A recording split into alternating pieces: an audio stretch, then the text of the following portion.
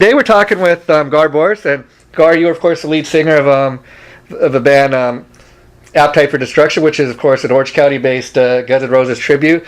Now, when I first met you, Gar, it was probably a couple years, about 2 years ago in August, when you guys when your then band Snake Pit was playing the Orange County Fair. You want to tell us a little bit about Snake Pit? Was a tribute band, basically all things Slash, meaning Guns N' Roses, Velvet Revolver, and some of his solo stuff. Do you want to talk a little bit about getting involved with that project at first? Sure. I was at that time. I was singing for a tribute band called Audio Garden, which was a tribute to Soundgarden and Audio Slave, and I was doing Chris Cornell at the time, and that band was doing pretty good, but I got approached by a friend of mine that I used to work with at Guitar Center, and he asked me as a favor if I would sing for this Slash tribute band, and at first I told him, hey man, I'm busy, I got all this stuff going on and everything, and he gave me the sad, the puppy dog look, and so, he was such a good friend, that I go, okay, and so they gave me the list of songs that they wanted me to learn, and I started listening to the songs by, the solo stuff by Slash, and, there was just some really, really cool rocking stuff, and I was like going, oh my gosh, this is going to be a lot of fun. And so I did my homework, and we did one rehearsal, and the whole thing was they wanted me to sing for the group doing a show at the Orange County Fair. And, there's going to be a really nice setup, really nice stage, big crowd and everything, and so we did one rehearsal, and I told him, when I show up to the rehearsal, I'm going to be totally prepared, ready to go. So we basically went through that rehearsal, and it was like the band had already been together. Everybody was totally prepared and everything. It went just so smoothly.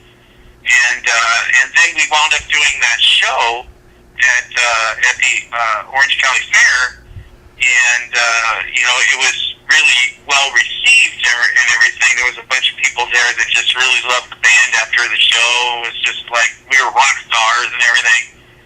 And so I approached Mono, the lead guitarist, and I said, hey man, I see some potential in this, and I told him that I would be interested in actually doing more of it, and then we wound up with me and Mono kind of revamping the lineup and including some really high caliber musicians, and wound up putting together Snake Pit and having a lot of fun with it. We were talking at one of the rehearsals, the bass player that was playing with the band called Kareem, very, very talented bass player. And he was saying, hey, we could do, this Slash tribute, but, the real popularity would be doing Guns N' Roses, and it was a pretty easy transitioning that into Appetite for Destruction, and then the rest just kind of fell into place. And let me ask you, because again, a lot of people have misconception about tribute bands thinking it's just a bunch of guys in a band that making money playing other guys' music, but and I think to be in a tribute band too, you got to almost have some kind of a special niche, to make. And what I mean by that is, talking a little bit about Snake Pit for a minute, I think the cool thing about that project was, like you said, Guns N' Roses, for example, is more popular, but even though you guys were a tribute act, it was almost like probably a lot of those songs weren't as well known. So almost like you're presenting this material to a lot of the fans coming to your shows for the first time. It might, after they see you perform these songs, go check out a Snake Pit record, by Slash, or go pick up his solo album. So would you say that was a unique little thing you guys had going for yourself? That part of the problem was people were coming to shows that maybe weren't as familiar with the material? Absolutely. I loved performing Slash's solo material. There's just no denying Slash is a very, very talented person, and there was just some of that stuff that Miles Kennedy was doing, to be honest with you, it was very daunting, I guess I would say, because as a singer, you're trying to sound like the singer for Slash's Snake Pit, and then you're going and you're doing some of the Miles Kennedy stuff, which is a totally different voice, and then you're doing the Velvet Revolver stuff, and for me as a singer, it was kind of interesting, doing all these different voices and trying to do them justice, because they're amazing singers, you know what I mean? And as a singer, these guys, they basically set the standard, and you're just trying to do it justice. And let me ask you, Velvet Revolver is probably a little closer to Guns N' Roses. It's a little more commercial sounding. So would you say that the Snake Pit material was a little more challenging to perform? Well, it was a lot of fun, and I loved how it put me to the test in doing all of that. Miles Kennedy is an absolutely amazing singer. They're all amazing singers. But, to be honest with you, Axl is probably the most difficult, of all the singers that I've tried to emulate, because I've been actually singing for tribute bands for over 15 years. Wow. But, Axl is very, very difficult to do. Wow. So, yeah, let's get into talking a little bit now about your current band, Appetite for Destruction now. Obviously, it's a Guns N' Roses tribute we've mentioned. So I want to ask, do you guys perform mainly just strictly the Appetite for Destruction material, that one album, or do you perform material throughout the whole entire Guns N' Roses catalog? Well, it really depends on, the show that we're hired to do, simply because if we're doing an hour, we're probably going to do Appetite for Destruction. But if we're hired to do something where we have to perform a lot more material, of course we're going to use Your Illusion, we're going to use, 1 and 2, and we're going to use, a bunch of, the material that they, just Spaghetti Incident, everything, so it really depends on what we get hired to do. And you yourself, being that you're the guy that has to sing this stuff, do you have a preference as far as singing the Appetite for Destruction or Use Your Illusion stuff? I really enjoy singing it all. I am a little bit closer to Appetite for Destruction simply because I was around playing originals in LA when Guns N' Roses before they made it big, and so it's just kind of a little bit closer to me, than just that's my favorite album. Okay. You know what I mean? Yeah, and talking a little bit about Guns N' Roses, especially that first album.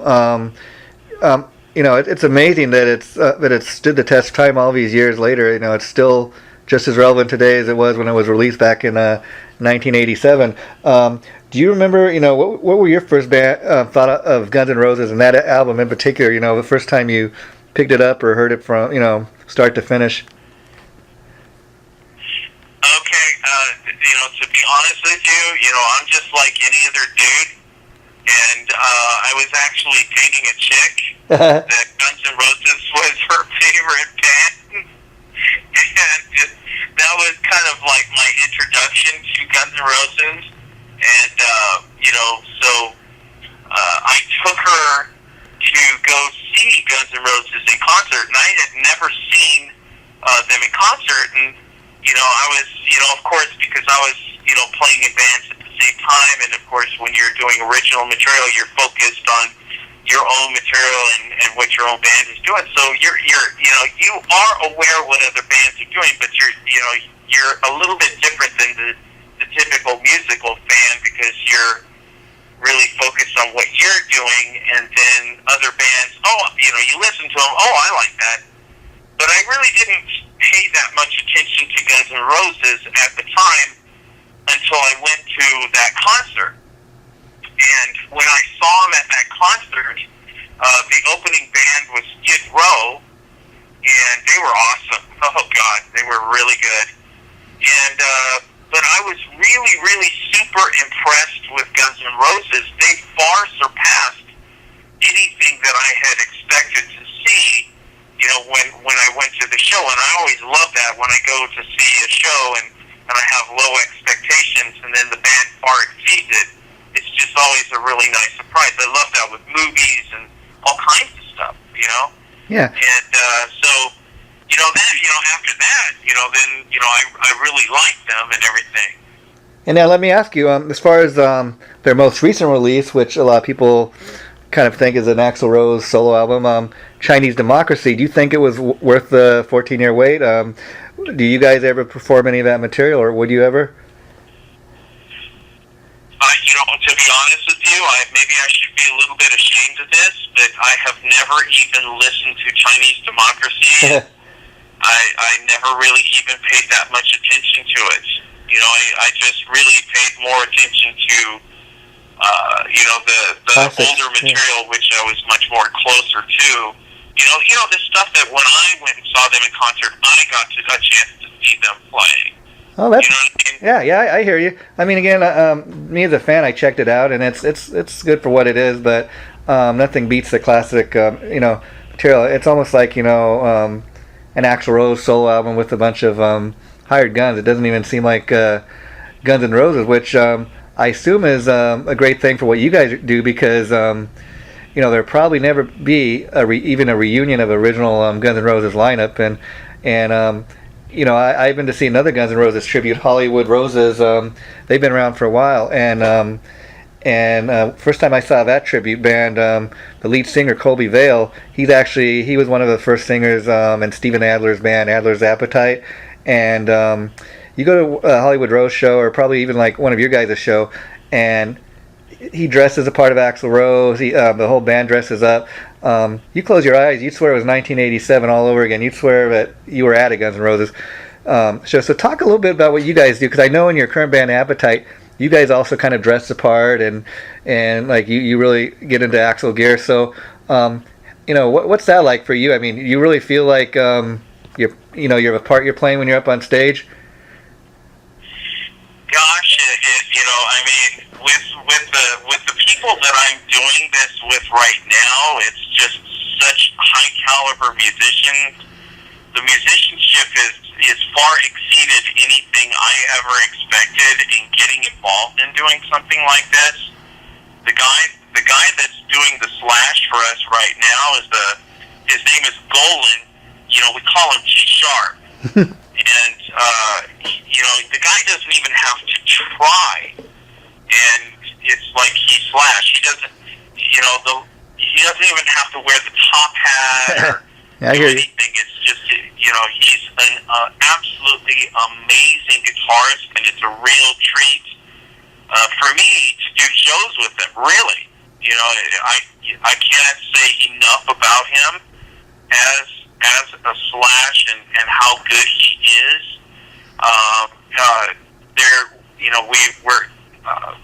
We've got a new bass player in the fold, a guy by the name of Austin Murray, who, not to take away from any other bass player that's doing Duff, but this guy, man, he's like, I haven't seen anybody that can outdo Austin as Duff.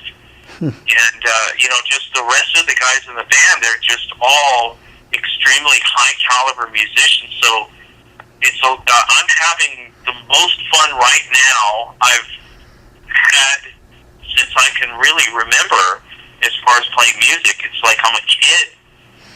And let me ask you, like as far as booking shows, like I know there's a couple other Guns N' Roses tribute bands, for example, like we talked about. You guys are kind of based out of Orange County. I mentioned another one, Hollywood Roses. They're based out of Hollywood and LA. And I remember you guys in Snake Pit even did a show with them once at the Whiskey. So I was curious, does each band kind of have their own territory where they're allowed to perform? I mean, or do a lot of other Guns N' Roses tributes play the same places that you guys play? LA is such a diverse, large city that it really depends to me on the maturity of the people in the bands. The way I look at it is we're not like this. We're not gangs. You know what I mean? This isn't like a turf thing. It's a wide open city, and it's really, I don't really see why anybody should really have any kind of a problem, about this band playing. I don't really, I love playing in Orange County, and but we're branching out to LA, and I'm currently in negotiations with the House of Blues in Hollywood to do an Appetite for Destruction headlining show at their place, and so we're moving to branch out and be able to play all over LA, but then again just like that we're also looking to branch out and playing in other cities too. We want to try to keep busy, and I don't think it's really a wise decision to oversaturate yourself in one city. Exactly. I think it makes a lot more sense to be able to move around and kind of do, like what the more successful tribute bands do. They're playing on a regular basis, but they're not just playing in the same area, and we want to follow in that too. I think that's very smart on your point, but one thing I'd like to ask you, like I know a lot of the clubs in Hollywood and that they have what's called pay to play, where they'll let you play their venue, but you got to guarantee like you can pack the house. They give you a certain number of tickets, and if you're able to get rid of all the tickets and have people show up, then you can play that venue again. Is there as much of that going on in Orange County? I haven't really been exposed to it that much. Whatever I have, of course, I've turned it down, and I understand why the promoters do it, because the promoters take a risk. If the show doesn't really have a good turnout, it's the actual promoter that loses and can wind up losing a lot of money. And so I understand why the promoters protect themselves in doing things like that. But for me, I've never seen. That's the pay to play thing started way back in the '80s. Mm-hmm. And I've never personally, I can't say, I can only speak for myself, but I've never seen bands be able to benefit from pay to play. Yeah. It's just basically you're paying someone else for the opportunity to play on their stage, and I've never seen that work out to be beneficial for the band. Maybe I'm wrong. I don't know, but I've just never seen it. But yeah, exactly. That's as a business, I can't really. There's too much expense that goes into doing a tribute band, and too much work that goes into it, and to wind up paying someone else for that opportunity to me just doesn't make sense. And it's the separation between the true professional and the person that really doesn't understand how to run it and try to make it profitable. And let me ask you, Gar. Now, I understand. Besides being the band's frontman, you also kind of act as a contact person, the band's manager, and you're the guy that books most of the shows. I mean, anytime you guys have a show coming up, I've seen some of your recent ads. It says, for example, Appetite for Destruction, Gar Borras presents. What exactly goes into all that? I mean, you put up all the money as far as booking the shows, or how does that work? Well, the House of Blues, I've been very, very fortunate. They've been very good to me. They like me, and I want to keep it that way. But I'm basically the promoter. I'm the guy that puts the whole thing together, and I take the responsibility for everything in putting together the show. So it's a very different, very business side end of it, and I really, really do enjoy being a promoter. And I think I'm going to expand in that and become more. I'm going to start moving more in that area of doing promoting shows and stuff like that. So I look to more Gar Borras presents shows With other bands, I take it, not just your own, correct? Yes. And do you see the day when you would ever give up performing to do that full time, or do you enjoy being able to do both? All I could say is, I get to live a life that is very different from what most people's lives are like. They get to go to work and clock in and clock out, and I'm just gonna see where this whole thing takes me. I've had a friend of mine, Dave Eggers, that's the guitar player for Stonebreed. Okay. He calls me the Energizer Rabbit, because I just keep going and going and going. And I'm just gonna see where all of this takes me. I work really, really, really hard, but it's a labor, of love. It's kind of like you hear what professional athletes say is, I would do this for free. I hear you. But, unfortunately, I can't afford to do it for free, because I got bills to pay just like anybody else. But it is a labor of, that I really enjoy doing. It's not something like where I get up and I go, oh, God, I got to do this, or, yeah. Oh, God, I got to do that, or anything.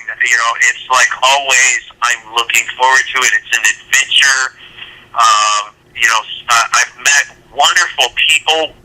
Absolutely wonderful people. In all of these different bands and all of these people that you become connected to, because no matter how large this world is, it just seems to become a small world amongst musicians. Because we all experience a lot of the same, joys and all of the heartaches and the roller coaster, and we all kind of understand, because we're all musicians and we all love going on this ride. So it's a wonderful ride. I'm going to ride it as far as I can and see how far I can take it and do whatever I can. But I'm just having a blast doing it. And just talking to you right now, I can hear the love in your voice of for everything that you do, and I got to ask you, as far as you split with the original guitar player, Mano Marino, who actually you joined his band, Snake Pit. I was curious, why did you guys split? Because you seem to be such a great team.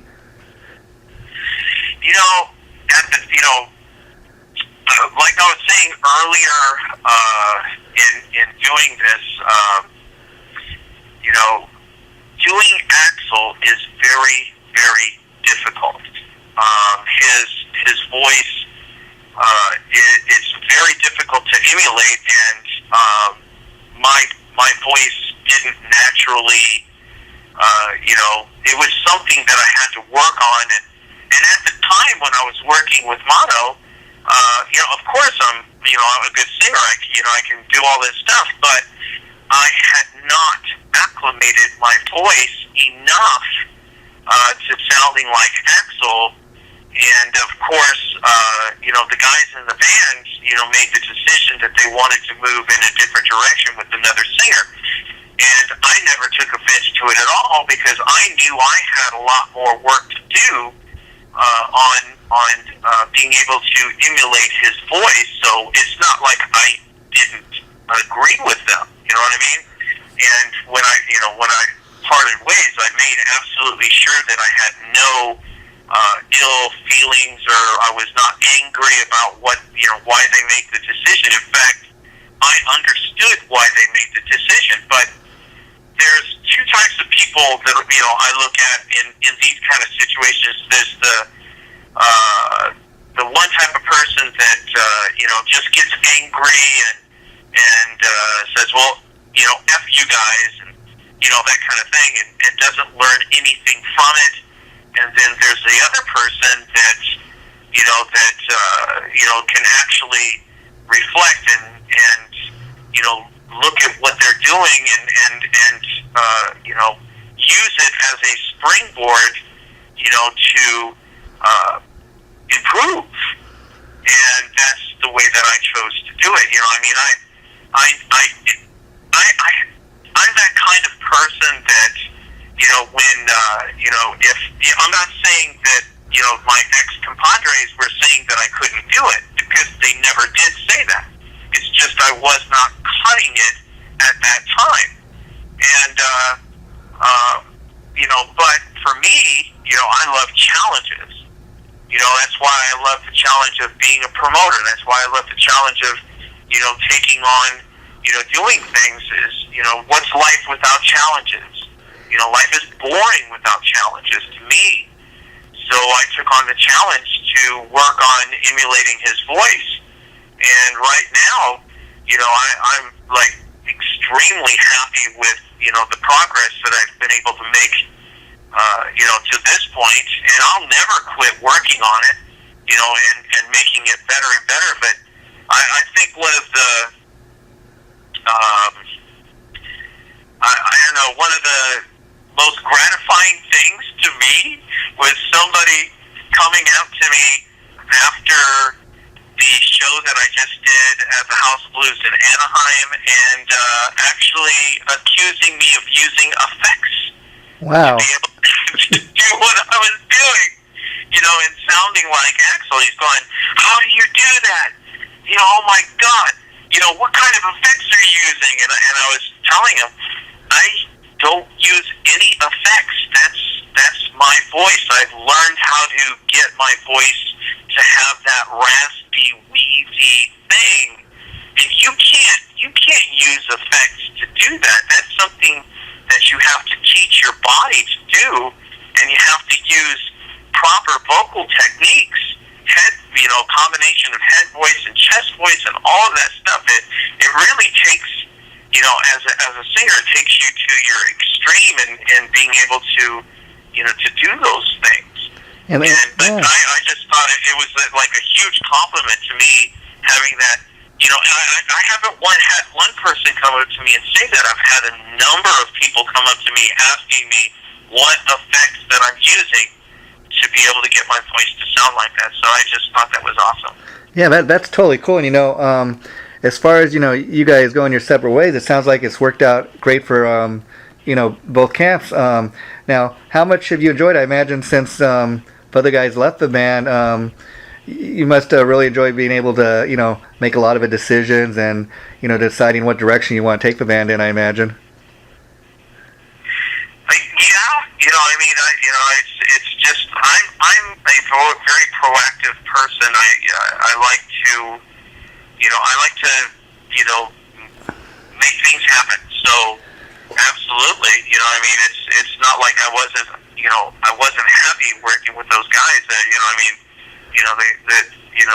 Those guys are excellent musicians and everything. It's Things just happen, it's a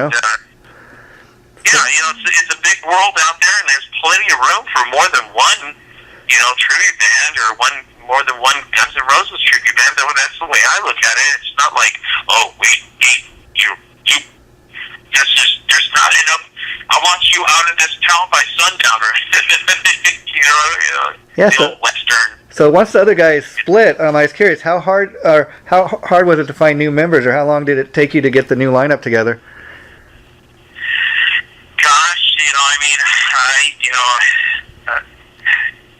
I don't even know how to answer, because it's just, it's really a combination of seeking out people and word of mouth. I've always been very fortunate, because I've been playing music, professionally for such a long time, that I have a lot of friends that I value their opinions, and when I'm looking for musicians, and when they tell me that this guy is really good, then of course I've got to check him out. It's so much more reliable to be able to use word of mouth than putting an ad in the paper or the Craigslist or something like that. But then again, you just never know. You come across somebody in Craigslist, and they just turn out to be amazing too. So it's just there is no one answer to that. It's just like a whole bunch of things that I've been very fortunate to be able to take advantage of. So like, once you got all the guys that are currently in the band now, I was curious, once you get the name and how to contact them, is it a matter of having them come down to audition and play and see what their chops are like live, and if they can cut it and all that? Yeah, it's pretty easy to tell in one rehearsal, where this is going. But then again, there's more to it than just the musicianship, because when you're talking about a band, it's almost like you're married, but you're married to like 4 or 5 people. Yeah. So people have to be able to get along as not just as being able to pull your weight as musicians and everything, but also to be able to be the kind of people that if you go out on a tour and you're those people you're hanging around with and everything, and you got to be able to get along. So there's also the chemistry aspect of it. I almost put it akin to what a reality TV show. You take 4 different people, throw them in a room, and let's see what happens. Yeah, wow. And and a lot of it's, like you said, in the tribute circuit, it's everything is about being able to network and stuff. I mean, like, for example, I'm going to interview this guy later tonight after I get done talking with you. His name is Jeff Galan, and he's a drummer for Rage Against the Machine band. I told him I was going to be interviewing you, and he's like, oh yeah, Gar Borras, I know that guy. He's cool. He's a real cool guy. I really dig him, So I find that a lot of you guys, know each other just from playing shows together, and and a lot of you have more than just a band going on. This one guy I'm going to be interviewing for this tomorrow night. He's he's a musician, but on the side he also books shows like you, and he's actually a big time booker. And he told me, I can hook you up with a lot of bands that might want to do this, and he's also got a company that he designs T-shirts. Like if you have a band or or any kind of thing you're trying to merchandise, he can design T-shirts and stuff. So I'm finding a lot of these guys in tribute bands, they have a lot of other things going on the side, where the tribute band is how you guys make your money, and it allows you to do other stuff on the side. So I got, of course, to ask you, Gar, you said years ago you were a musician that did original music. Do you ever still write your own music on the side and record it or anything? I have songs that I wrote back in the 80s because, you see, back in the 80s I used to be a bass player. Nobody really, I worked with,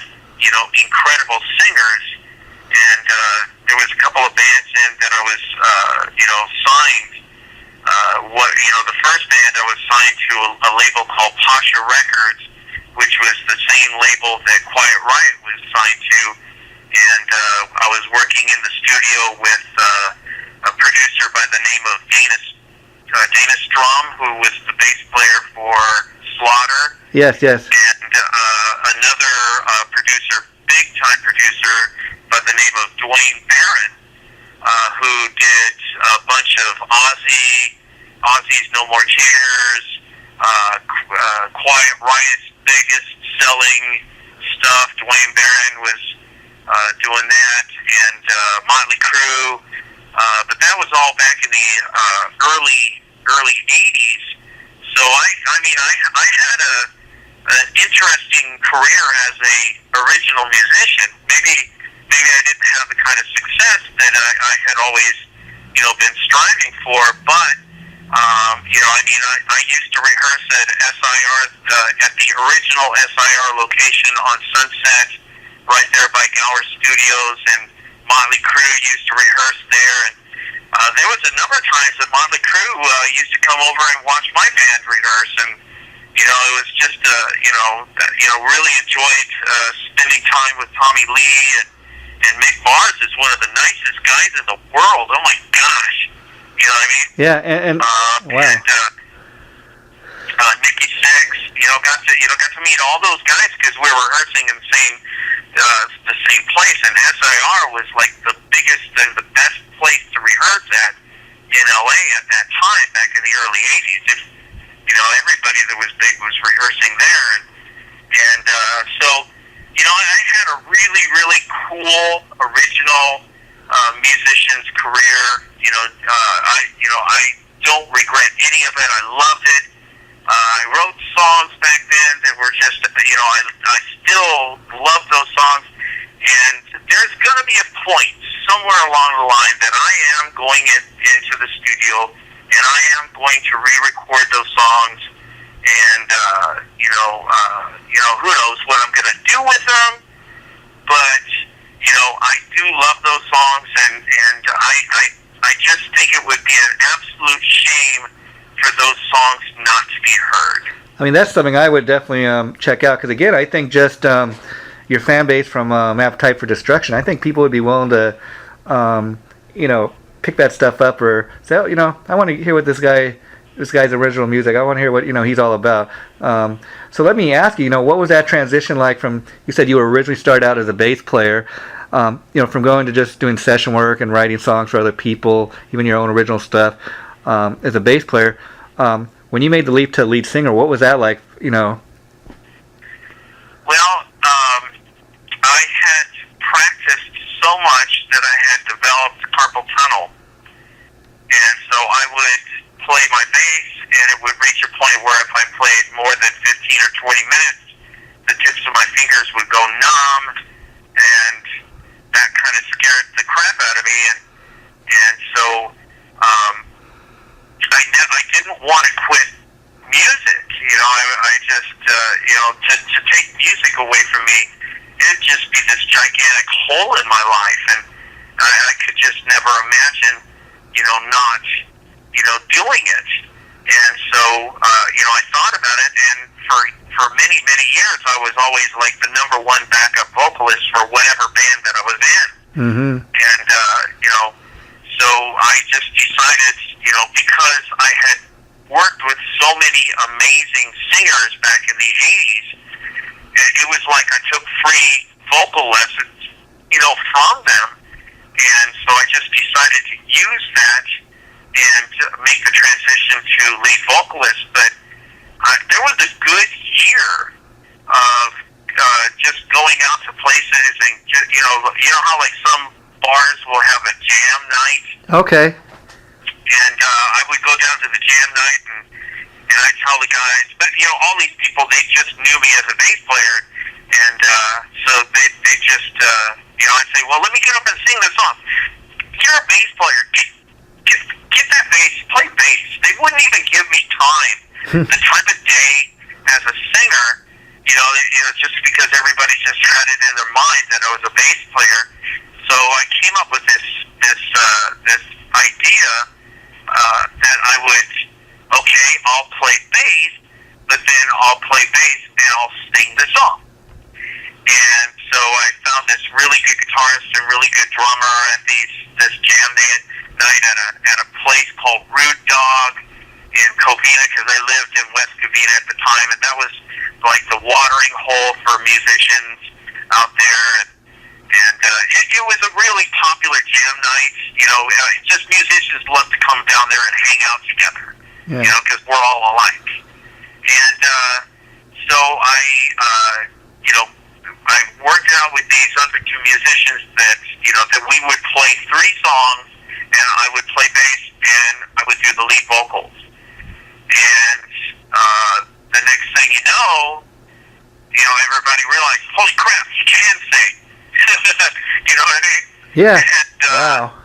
So then the next thing I know, I got I got picked up by a cover band, and I'm singing like covers, and I hated that. Not because I don't like doing covers, I just don't like singing 4 sets a night doing hard rock. By the end of the night, your voice is thrashed. And, doing 4 sets a night and get home at the freaking crack of dawn.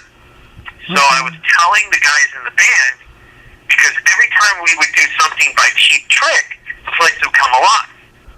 And so I said, let's do a Cheap Trick tribute, because it was right at the time where Atomic Punks was just starting to become super popular, and tribute bands were taking off, and I was going, we could do a Cheap Trick tribute band. We don't have to do 4 sets, and we don't have to get home at the freaking crack of dawn and do all this stuff. And I talked these guys into doing Cheap Trick tribute, and I wound up going through a number of lineups, but wound up doing a Cheap Trick tribute called Dream Police that actually lasted for 9 years. And by the time it got towards the last couple of years, was very successful. I was doing huge shows with Led Zeppelin out in Arizona, and just doing all these freaking huge shows.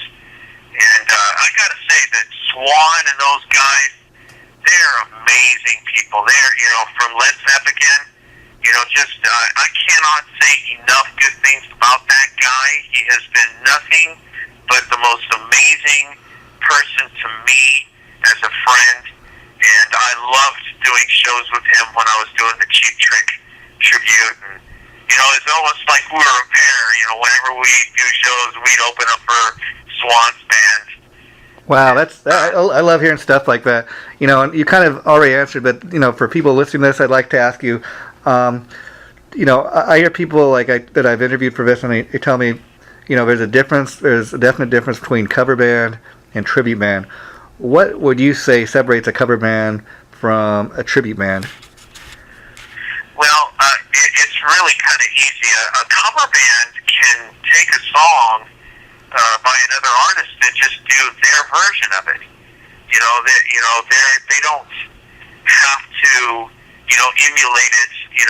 But a tribute band, there's so many things that makes it so much more difficult, because not only do you have to be a top tier musician in emulating the exact sound and everything note for note, and the more perfection you have in emulating that sound and being able to play everything note for note, the more valuable you are. And like the singer, the more you sound like that singer, and the more you as a lead singer, you have to be an actor / singer, because now you're not yourself, you're that person, and the better you are at emulating that person, vocal wise and actor wise, the more valuable you are. That's the reason why you see so many of the really successful ones, is because they're really, really good at what they do. When you see Swan, he is Robert Plant. Yeah, I hear you. But you see, when Ralph was singing for Atomic Punks, man, there was just nobody that could touch that dude. and when you see the other ones that are, they're all really, really super good at what they do, and the better you are at what you do, the more valuable you become. And that's, of course, the ring, that everybody's going after, because everybody wants to have that success. So you work your butt off to try to attain that success. I mean, you bring up an interesting, name, Ralph Sanaz, the guy that, like you said, originally was a singer for the Van Halen tribute Atomic Punks. For a brief while, while he was still doing that, he was briefly the singer for LA Guns. I mean, a big 80s band that, got a huge name. They had a record deal with Polygram Records and stuff. And yet, he made more money doing the tribute thing. I mean, he's the guy now fronting Steel Panther. He's made more money doing the tribute thing than being in an actual original band, like LA Guns that was on MTV and that. And when you just sit and think about that, that's pretty amazing. Well, yeah, and but that's also the credit to him as how hard he works at doing what he does, because it's no accident that he's as good as he is. He worked his butt off. Yeah. And I could do nothing but just tip my hat off to those people, because they set the standard, and it's up to the rest of us to try to achieve that. But that's all. Like I said earlier, what's life without challenges? Yeah, and so let me ask you, Gar, like you said, you're a guy who puts a lot of money into the Appetite for Destruction project, so, and you promote all the band shows. What is the most expensive part about putting your show on? Is it booking the shows, seeing that the other band members, get their pay? Is it actually going out and finding your stage outfits, or what?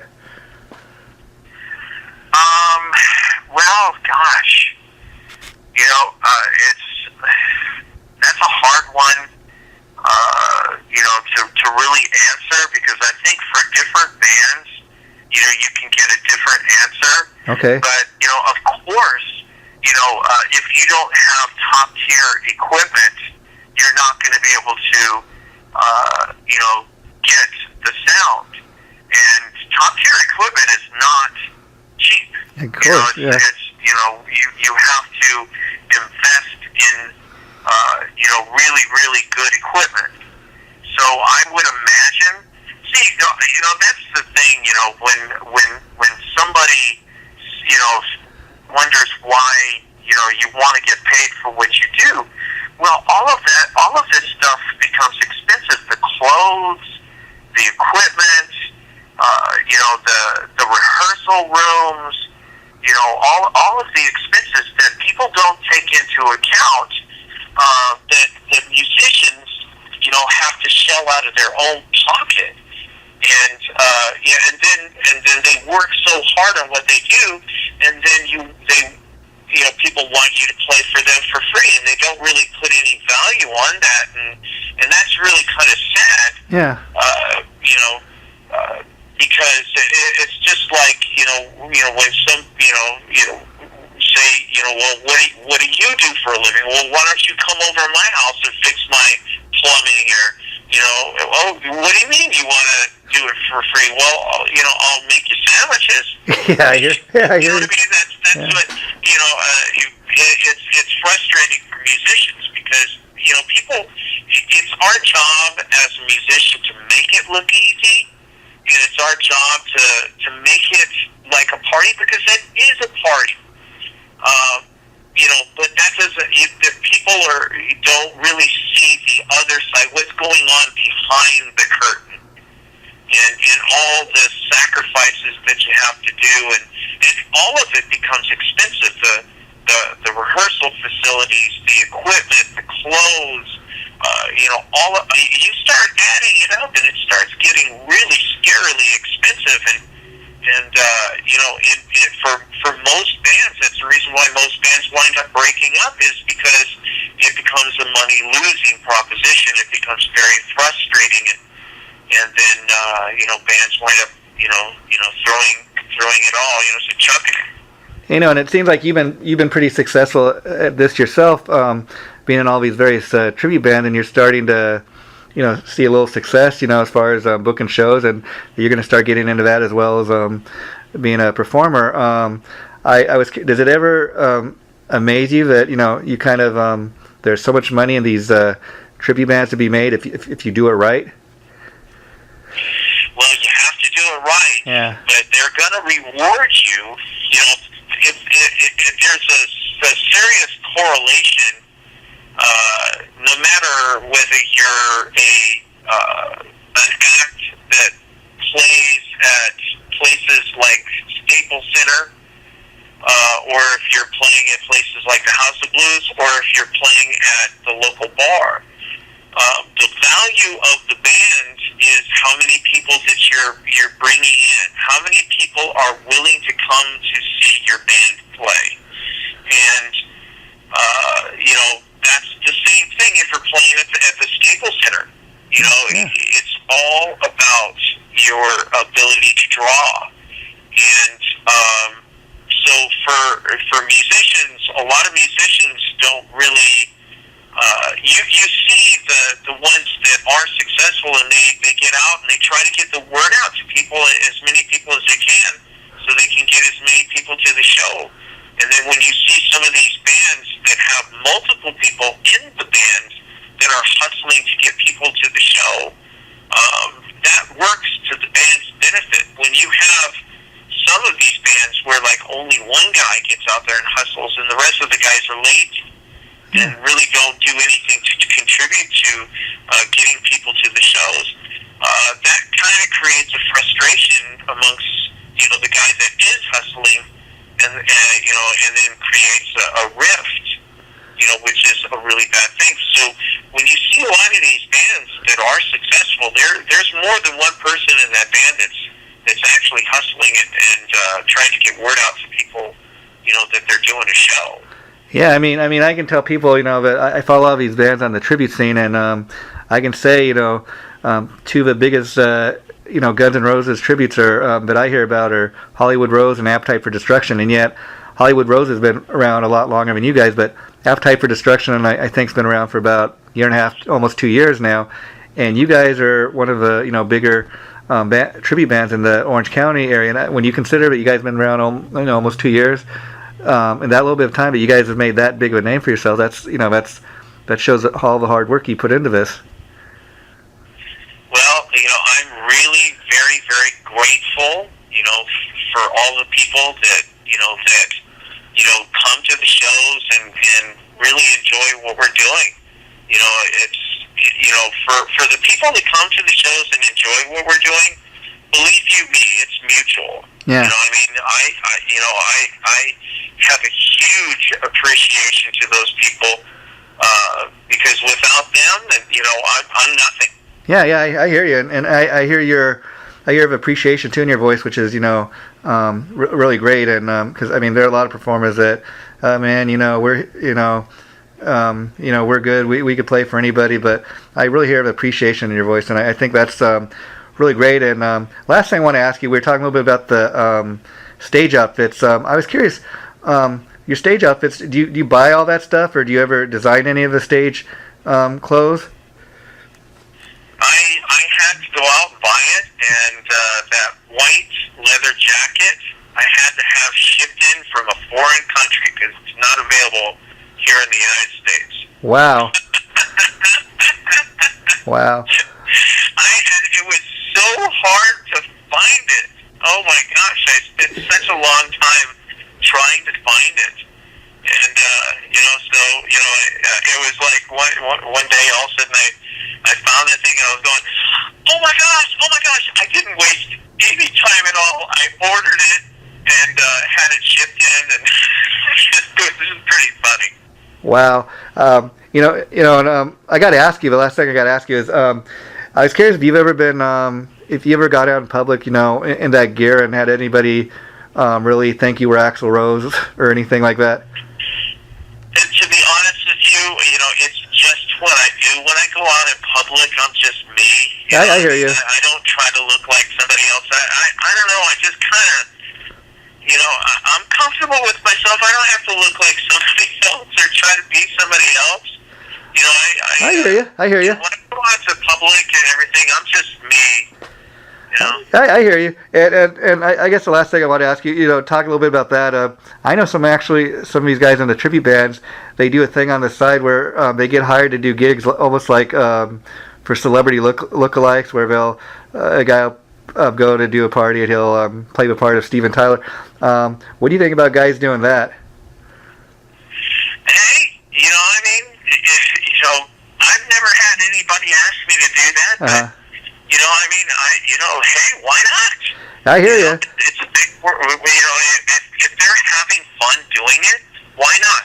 The only time it becomes trouble is when you can't be yourself, and now you gotta hide behind it, and you know what I mean? It's like, to me, that's kind of an insecurity thing. I hear you. Or I remember, there was when I was doing shows with the Cheap Trick tribute band, I became really good friends with a Kiss tribute that was located out in Sacramento area. They were really good too. They were very successful, and they wound up doing a documentary.